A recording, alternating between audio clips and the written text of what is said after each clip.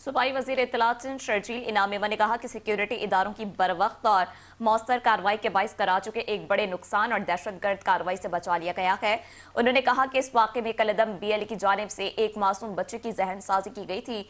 शर्जील मेमन ने कहा कि वो सिक्योरिटी इदारों और सिंध पुलिस को इस कामयाब कार्रवाई पर मुबारकबाद पेश करते हैं। उनके मुताबिक दहशतगर्द तंजीमें इस हद तक ब्रेन वॉश करती हैं कि लोग अपनी जान देने और दूसरों की जान लेने के लिए भी तैयार हो जाते हैं। सूबाई वजीर ने कहा कि ये एक इंतहाई तशवीशनाक रुझान है जिसके जरिए मासूम जहनों को गुमराह करके दहशतगर्दी के मकासद के लिए इस्तेमाल किया जाता है।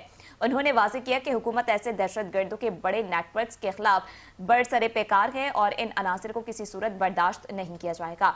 शर्जील मेमन का कहना था कि रियासत और कानून नाफिज करने वाले इदारे पूरी कुव्वत के साथ मुल्क के अमन और अमान को खराब करने की हर कोशिश को नाकाम बनाएंगे।